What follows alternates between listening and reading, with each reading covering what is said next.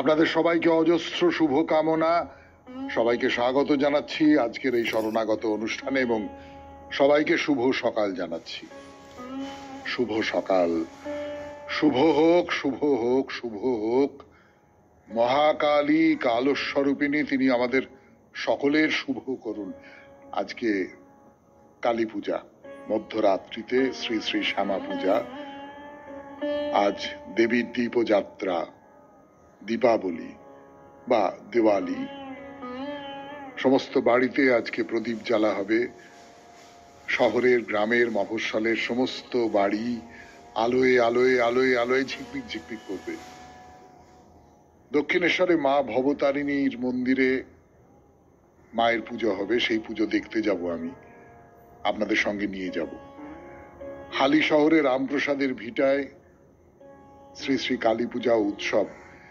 আমার মনে পড়ে গেল এই বিগ এফএম এর পক্ষ থেকে বেশ অনেক দিন আগে রামপ্রসাদের ভিটায় গিয়েছিলাম আমরা কজন, সেখানে পুজোর বিবরণ দিয়েছিলাম। সেই কালী পুজো আবার এবছরের মতন মায়ের পুজো।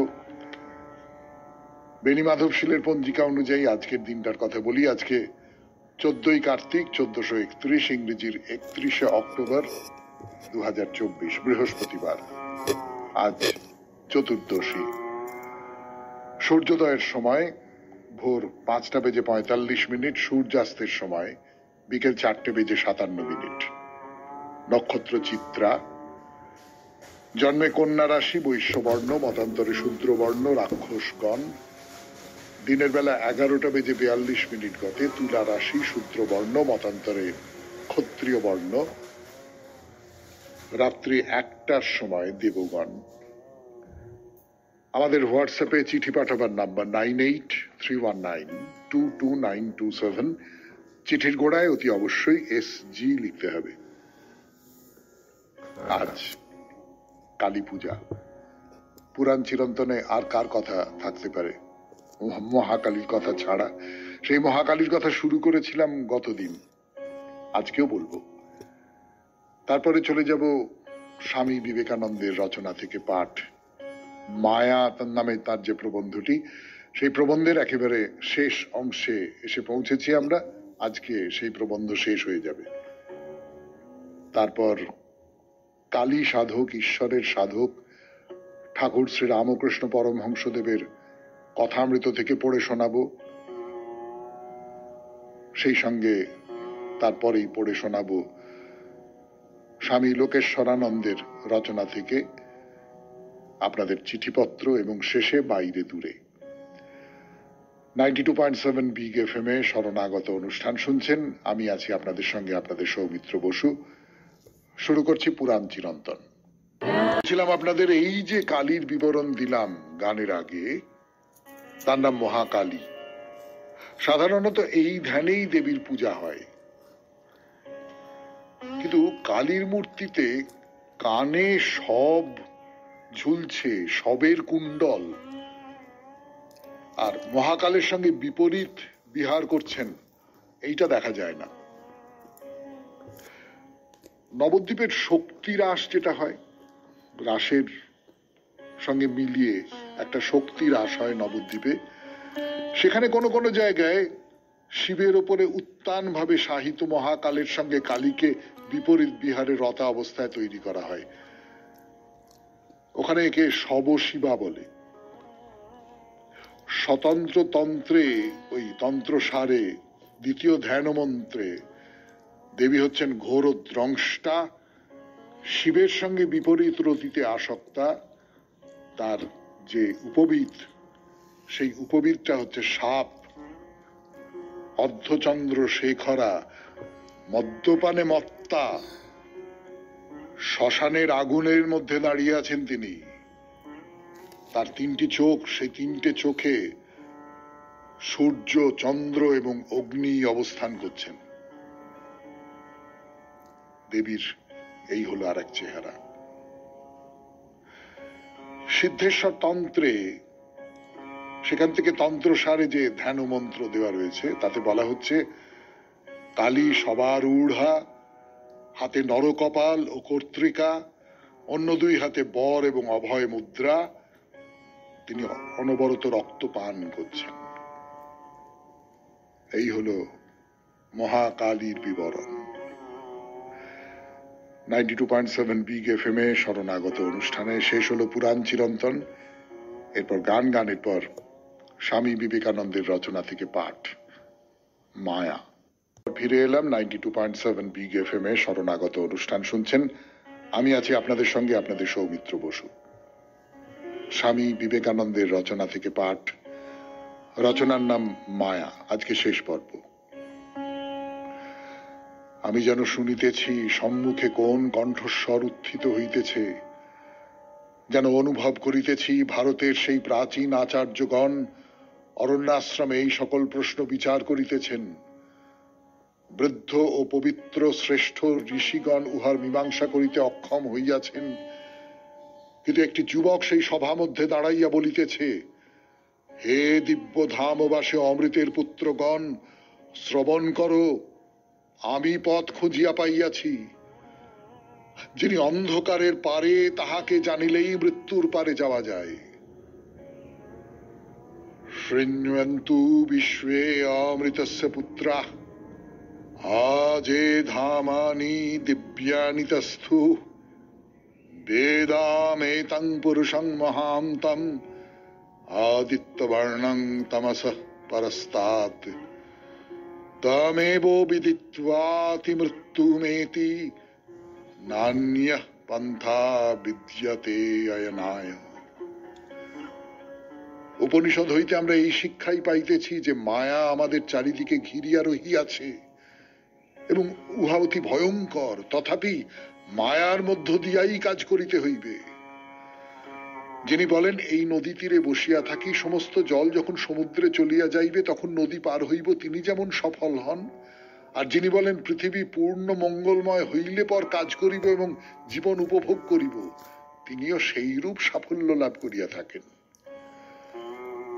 মায়ার অনুকূলে পথ নাই, মায়ার বিরুদ্ধে গমনী পথ, এ কথাও শিক্ষা করিতে হইবে।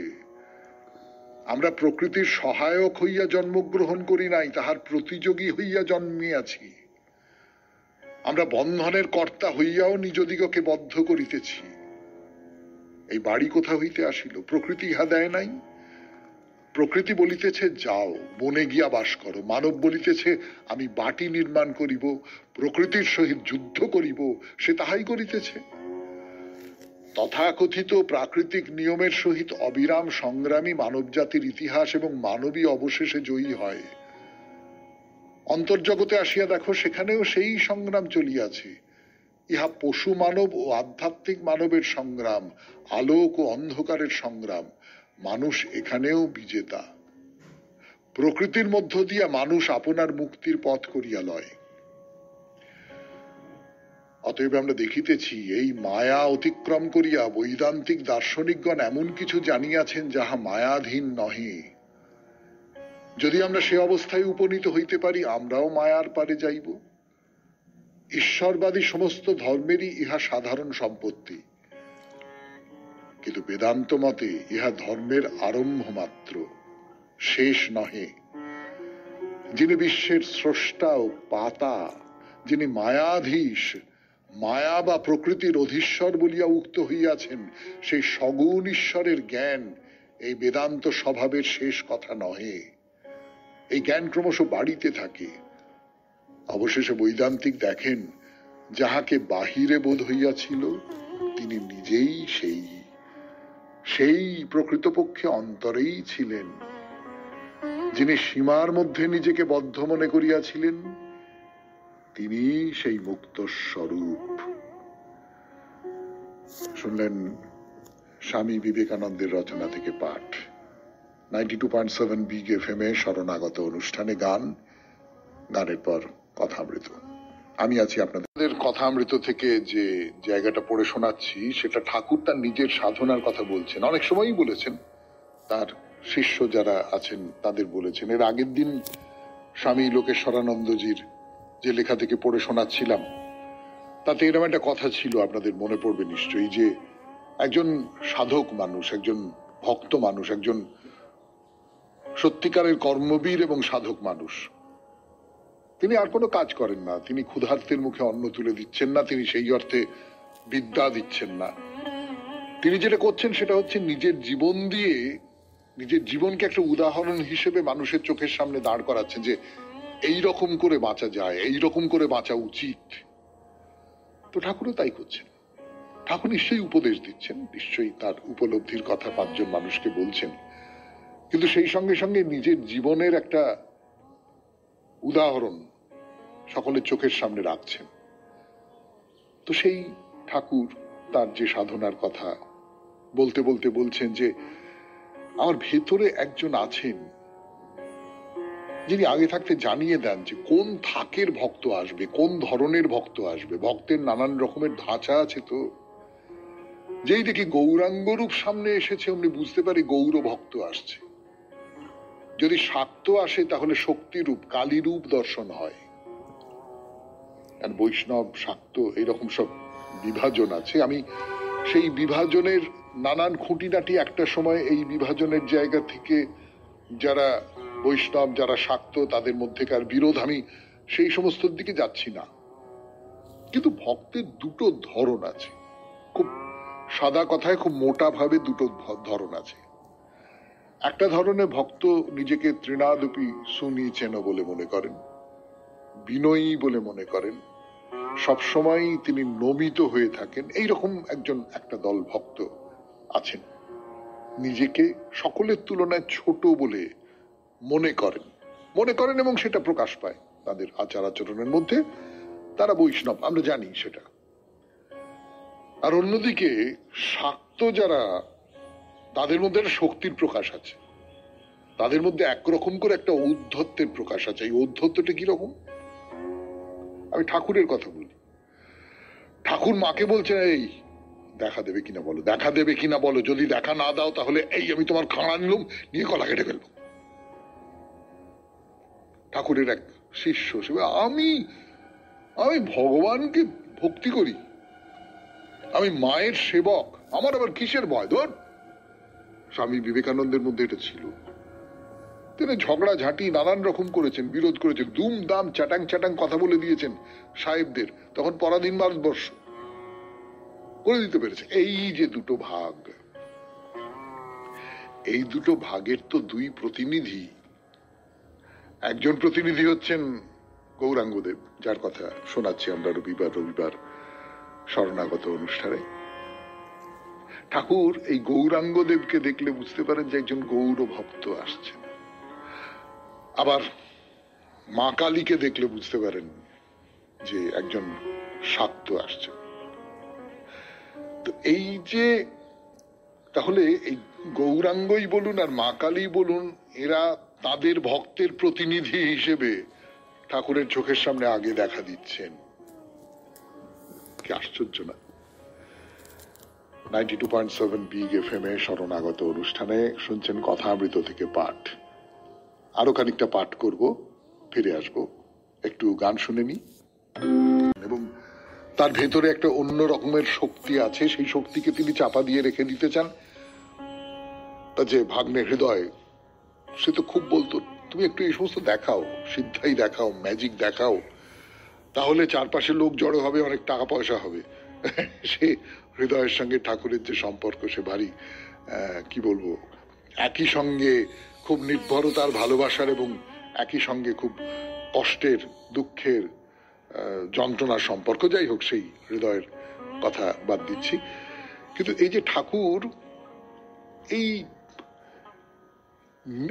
আমি নিজের কথা বলতে চাই, আমার উপলব্ধির কথা বলতে চাই, আমি যা কিছু জেনেছি, বুঝেছি, শিখেছি, অনুভব করেছি, এই সমস্ত কথা আমি বলতে চাই। এইটা ঠাকুরের ভেতরে খুব ছিল। তো ঠাকুর সেই জন্য কুঠির ওপর থেকে আরতির সময় চেঁচাতাম, ওরে কে কোথায় আছিস, আয়। ভাবুন, একজন মানুষ, একজন সাধক, একলা সাধক হতে পারেন, তিনি একটা নির্জন জায়গায় চলে গিয়ে সাধনা করছেন। এই একটা ধরন হতে পারে নিশ্চয়ই। এমন মানুষ অনেকে আছেন, আমরা তো শুনেছি এরকম সব সাধু সন্ন্যাসীর কথা। হিমালয়ের গুহায় কন্দরে ভেতরে ঢুকে গিয়ে সেখানে সাধনা করছেন, এরকম মানুষ আমরা জানি। কিন্তু এইরকম মানুষ আছেন, যেমন চৈতন্যদেবের কথা বলছি, যেমন মহাপুরুষের কথায় যাদের কথা বলছি, শঙ্করাচার্যের কথা বললাম, শেষ করেছি শনিবারে, পরের শনিবারে অন্য আরেকজনের কথা বলবো, যারা অনেক মানুষের সামনে আদর্শ হয়ে থাকতে চাইছেন, অনেক মানুষকে তাদের উপলব্ধির কথা জানাতে চাইছেন, এবং তার ভেতর দিয়ে তারা ওই লোকেশ্বরানন্দ যেটা বলছিলেন যে তার ভেতর দিয়ে তারা একটা একটা পুণ্যবোধ সেইটা মানুষের মধ্যে ছড়িয়ে দিতে চাইছেন। তো সেইটা দিতে চাই, নিতে কেহ নাই। সে রবীন্দ্রনাথের নাটকে জয়সিংহ বলেছিল, দিতে চাই, নিতে কেহ নাই। ঠাকুর সেরকম দিতে চাইছেন, কে নিবি আয়। তো সত্যি সত্যি প্রচুর ভক্ত, প্রচুর শিষ্য, প্রচুর অনুগামী, অনুরাগী, তারা জড়ো হয়ে গেল ঠাকুরের চারপাশে। কে করছে এই সব?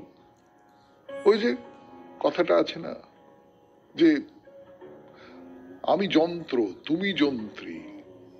ঠাকুর বলছেন আমার ভেতর থেকে অন্য একজন এই সমস্ত কাজ করছে। তো বলতে গিয়ে বলছেন এক একজন ভক্তের অবস্থা কি আশ্চর্য। ছোট নরেন, এর কুম্ভক আপনি হয়, আবার সমাধি এক একবার কখনো কখনো 2.5 ঘন্টা, কখনো বেশি, কি আশ্চর্য।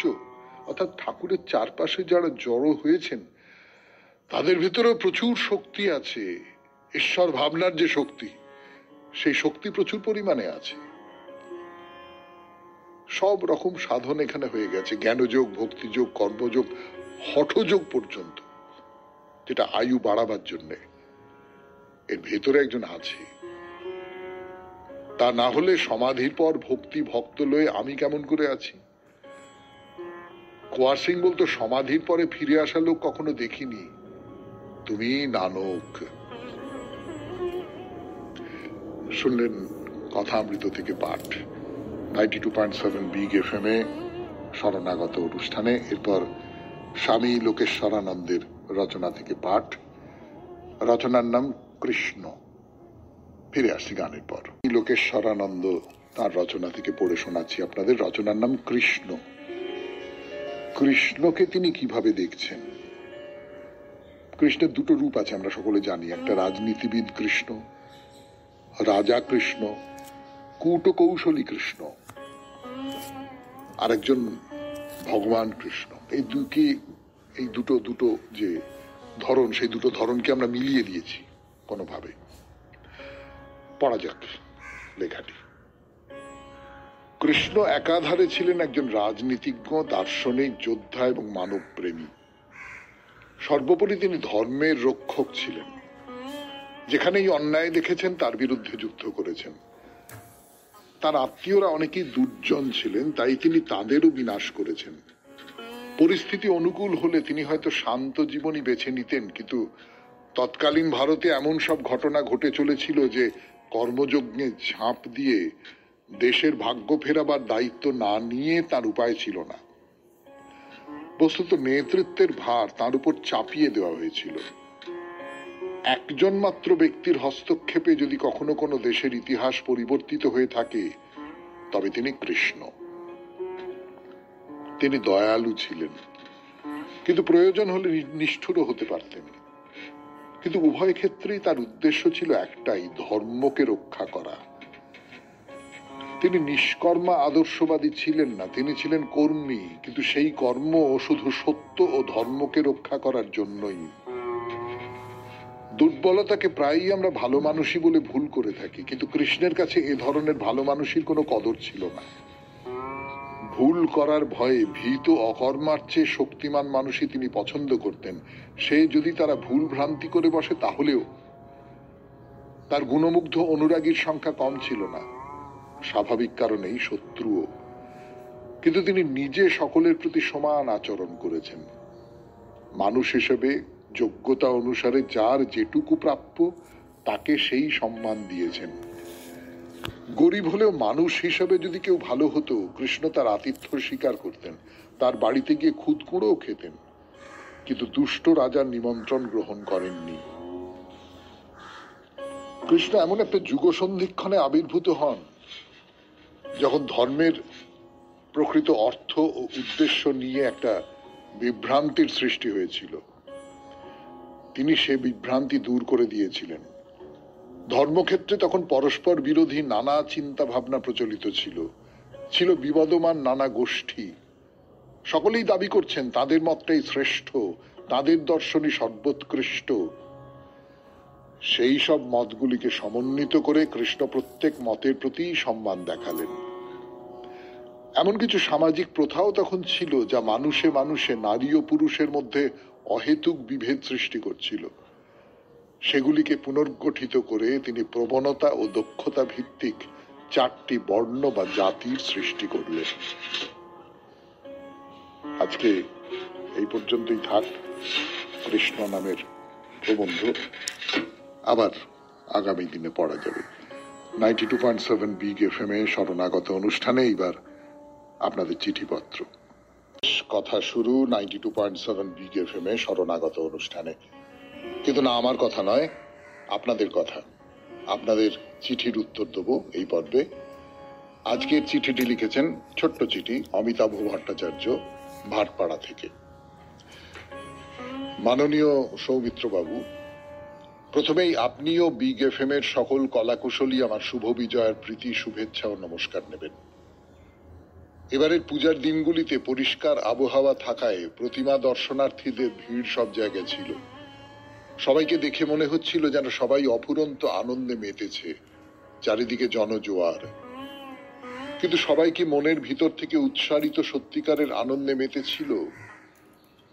আমার মনে হয় বর্তমানের যেসব নির্যাতন, শোষণ ও মানবিক মূল্যবোধের অবক্ষয় ঘটনাগুলি ঘটছে, তাতে করে কেবলমাত্র সরল মনের শিশু ছাড়া কারুর মনে সত্যিকারের আনন্দ নেই। এখন আনন্দ দেখানোর বাস্তবিক হিড়িক পড়ে গেছে। চারিদিকে শুধু সমস্যা, সমাধান নেই। তবু আমরা যতদিন বেঁচে থাকবো আনন্দের মুখোশ পরেই বেঁচে থাকতে হবে। ভালো থাকবেন, নমস্কার নেবেন। অমিতাভ ভট্টাচার্য, ভাটপাড়া। আপনি খুব নিষ্ঠুর ভাবে একটা কথা বলেছেন। কথাটা সত্যি সত্যি প্রণিধানযোগ্য, বলতে যেটা বোঝায় সেইটা, যে আমরা আনন্দ করি না, আমরা আনন্দের ভান করি। পুজোর সময় আনন্দ করতে হয়, বিয়ে বাড়িতে আনন্দ করতে হয়। সেই জন্য আমার মনে যত কষ্ট থাক, যত রাগ থাক, যত অভিমান থাক, যত হিংসে থাক, আমি দেখাচ্ছি খুব হাসি মুখে আমি খুব আনন্দ করছি উৎসব বাড়িতে। এরকম একটা ব্যাপার আছে। আনন্দ করাটাও একটা প্রথার মতন হয়ে যায় অনেক সময়। ঠিকই, আপনি ঠিকই বলেছেন। তবে এর মধ্যে একটা অন্য কথাও আমার মনে হয় অমিতাভ বাবু, আমি জানি না আপনি একমত হবেন কিনা বা যারা শুনছেন তারা সকলে একমত হবেন কিনা। সেটা হচ্ছে ভালোর ভান করাটাও ভালো, জানেন তো। মানে এটা আমার কথা নয়, এটা তো প্রচলিত কথা যে আপনি সাধুর ভেক ধরছেন না তো, ঠাকুরের কথা, সাধুর ভেক ধরছেন, সেটাও কিন্তু ভালো যদি মনে প্রাণে আপনি সেই ভেকটা ধরতে পারেন। যদি মনে প্রাণে আপনি, সেই যে একজন বহুরূপী ছিল, সে সাধুর বেশ ধরে এসেছে, তো তাকে খুশি হয়ে জমিদার বাবু ভিক্ষে দিতে যাচ্ছেন, সে বলছে না না না না না নেবো না, বলে চলে গেল। গিয়ে আবার এমনি জামা কাপড় পরে এসে বললো এবার ভিক্ষে দিন। আমি সাধু হয়েছিলুম তো, সন্ন্যাসী হয়েছিলুম, আমি ভিক্ষে দিতে পারবো না। এটা ভালো। আমরা এতটা পারি না হয়তো, কিন্তু খুব কষ্ট আছে জীবনে, খুব যন্ত্রণা আছে, খুব অন্ধকার আছে, সবটাই ঠিক। কিন্তু মানুষ তার ভেতর থেকে একটা আলোর সুড়ঙ্গ খুঁজে নেবার চেষ্টা করবেই, তা না হলে তো বাঁচা যাবে না, আমার এইরকম মনে হয় আর কি। কিন্তু আপনি খুব নিষ্ঠুর একটা কথা আমাদের মনে করিয়ে দিলেন, তার জন্য আপনাকে অসংখ্য ধন্যবাদ। এইবার তাহলে বাইরে দূরে 92.7 বিগ এফএম এ শরণাগত অনুষ্ঠানে। আমরা এখন আছি অমৃতসরে দুর্গিয়ানা মন্দিরে। আমরা ঢুকতে চলেছি লঙ্গরখানায়, লঙ্গর ভবন। ফিরে আসছি গানের পর। গানের পর এবার বাইরে দূরে, বাইরে দূরেতে আমরা এখন লঙ্গর ভবনের সামনে। প্রচুর ক্ষুধার্ত মানুষকে খেতে দেওয়া হয় এখানে। মন্দিরের সঙ্গে সংলগ্ন এইরকম একটা জায়গা রয়েছে। মন্দিরের সঙ্গে ক্ষুধার্ত মানুষকে খেতে দেওয়ার একটা সম্পর্ক আছে। আমরা অনেক মন্দিরেই দেখেছি যে এরকম খাবার জায়গা, লঙ্গরখানায় যদি বলি বা লঙ্গর ভবন যদি বলি, সেই রকমের ব্যবস্থা রয়েছে। আমরা এর আগে বহু মন্দির দেখেছি এবং সেই সমস্ত মন্দিরের মধ্যে রয়েছে আমাদের এই যে দুর্গিয়ানা মন্দির, তার ভেতরেও এইরকম একটা ব্যবস্থা রয়েছে। তার বিবরণটা দিই। তার কারণ একদিকে ভক্তি, ভক্তি নিশ্চয়ই, সে তো দুর্গিয়ানা মন্দিরের মধ্যে ঢুকলে মানুষের মনের মধ্যে ভক্তি জেগে উঠবে বটেই। তার বাইরে আর একটা কিন্তু কর্ম, জীব সেবা, জীব প্রেম। লঙ্গরখানা বা লঙ্গর ভবন সেই জীব প্রেমের কথা বলছে আমাদের। তো যেটা আমার নিজের খুব ভালো লেগেছে আর কি, আমরা তো সাধারণভাবে লঙ্গরখানাই বলি, এখানে কিন্তু বলা হচ্ছে লঙ্গর ভবন। আমরাও লঙ্গর ভবনই বলবো। কেমন? যারা ক্ষুধার্ত তৃষ্ণার্ত তাদের ক্ষুধা তৃষ্ণা নিবারণ করবার প্রথা যেমন আছে সেই রকম। তো এইভাবে ধর্মের যে প্রকাশ, সেই ধর্মের প্রকাশটা জনকল্যাণের মধ্যে দিয়ে, মানুষকে সেবার মধ্যে দিয়ে প্রকাশিত হচ্ছে। আমি একটা কথা আমি খুব দায়িত্ব নিয়ে বলতে পারি, এই যে ভবন, এই ভবনের ভেতরে আপনারা ঢুকলে একেবারে যাকে বলে তাজ্জব হয়ে যাবেন। হ্যাঁ, এত ঝকঝকে, এত পরিষ্কার এবং এত সুন্দর করে পুরোটা সাজানো। আপনার এইরকম মনে হতে পারে, অন্তত বাইরে থেকে যখন আপনি ঢুকছেন তখন আপনার মনে হতে পারে যে আপনি একটা বেশ নামি দামি রেস্টুরেন্টের মধ্যে ঢুকছেন। এইরকম ঝকঝক করছে চারপাশটা এবং খুব বিদেশি স্থাপত্য যাকে বলে সেই রকম স্থাপত্য একটা ওই রকম করে তৈরি করা রয়েছে। শুধু তফাৎ একটাই যে আমরা তো রেস্টুরেন্টের চেয়ার টেবিলে বসে খেতে অভ্যস্ত এবং সেখানে যারা খান তাদের একটা ব্যক্তিগত পরিসর থাকে। এখানে সেইটা নেই। এখানে দুর্গিয়ানা মন্দিরে চেয়ার টেবিলের ব্যবস্থা নেই, মাটিতে বসেই আপনাকে খেতে হবে এবং লম্বা করে পেতে দেওয়া হয়েছে আসন। সেইখানে তার কথা বলবো, তার আগে বলি একেবারে দরজার থেকেই কিভাবে একটা লাল কার্পেট পাতা আছে বাইরে। সেই কার্পেট ধরে আপনি ভেতরে ঢুকলেন একটা ঝকঝকে বাড়ির মধ্যে।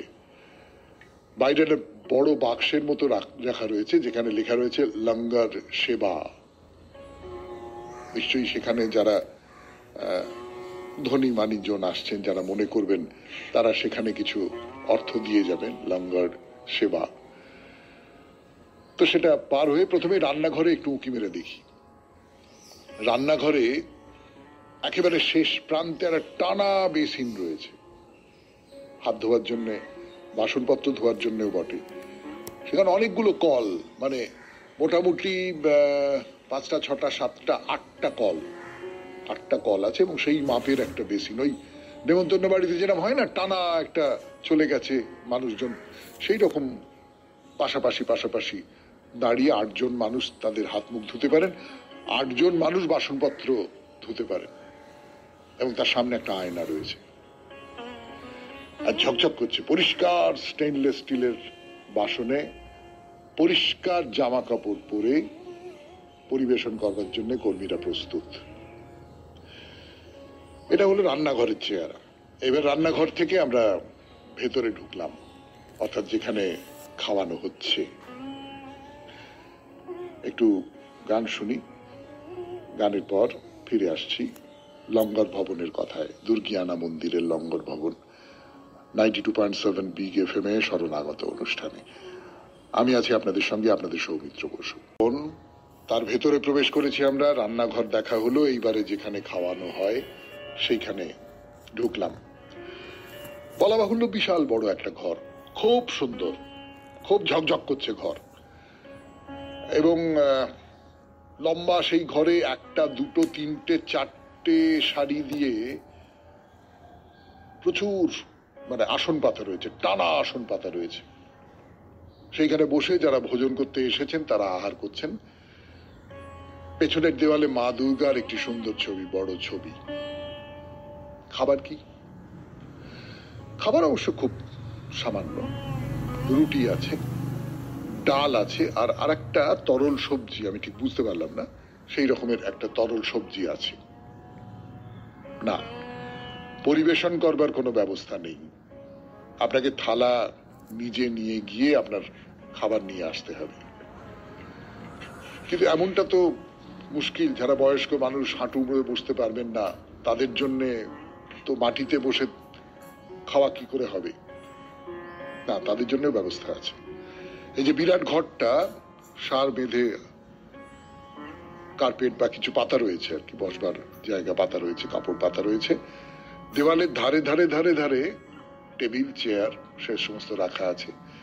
সেই ব্যবস্থাও করে রেখেছেন এই লঙ্গর ভবনের কর্তৃপক্ষ। এই হলো লঙ্গর ভবন। এই মন্দির দুর্গিয়ানা মন্দির, এটা খোলে ভোর 5টার সময়, বন্ধ হয় 9টার সময় রাত্রির।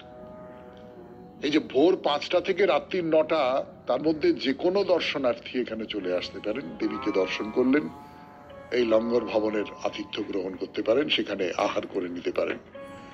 সারাদিন ধরে এই লঙ্গর ভবন খোলা থাকে, সারাদিন ধরে তারা ক্ষুধিতকে অন্নদান করে থাকেন।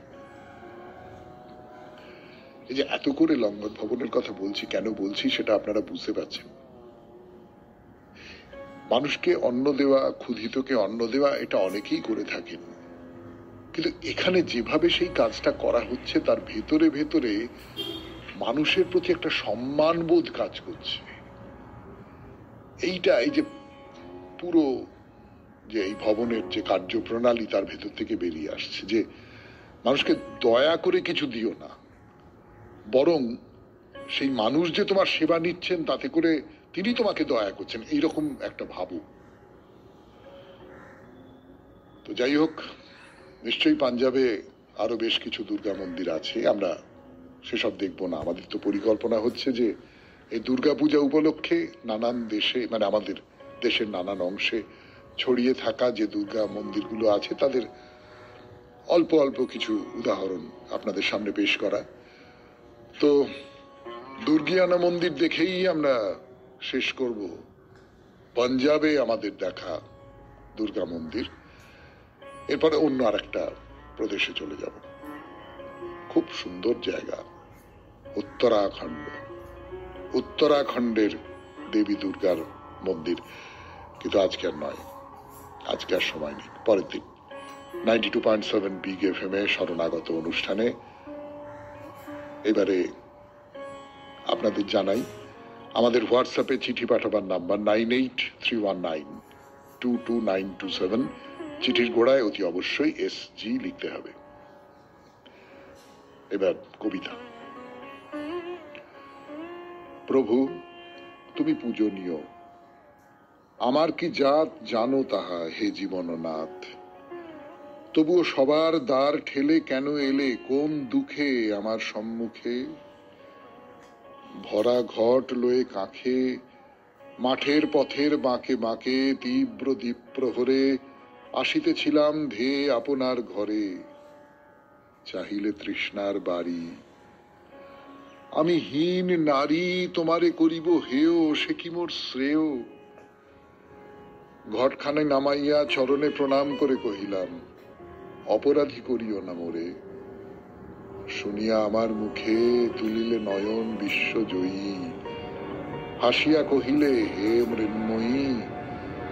পুণ্য যথা মৃত্তিকার এই বসুন্ধরা শ্যামল কান্তিতে ভরা, সেই মতো তুমি লক্ষ্মীর আসন তার কমল চরণ আছো। সুন্দরের কোনো জাত নাই, মুক্ত সে সদাই, তাহারে অরুণ রাঙা উষা পরায় আপন ভূষা। তারাময়ী রাতি দেয় তার বড়মাল্য গাঁথি। মোর কথা শোনো, শতদল পঙ্কজের জাতি নেই কোনো, যার মাঝে প্রকাশিল স্বর্গের নির্মল অভিরুচি, সেও কি অসুচি। বিধাতা প্রসন্ন যেথা আপনার হাতের সৃষ্টিতে, নিত্য তার অভিষেক নিখিলের আশিস বৃষ্টিতে। জলভরা মেঘস্বরে এই কথা বলে তুমি গেলে চলে। তারপর হতে এ ভঙ্গুর পাত্রখানি প্রতিদিন উষার আলোতে নানা বর্ণে আঁকি, নানা চিত্র রেখা দিয়ে মাটি তার ঢাকি। হে মহান, নেমে এসে তুমি যারে করেছ গ্রহণ, সৌন্দর্যের অর্ঘ্য তার তোমা পানে করুক বহন। খুব ভালো থাকবেন, আনন্দে থাকবেন। নমস্কার। আপনাদের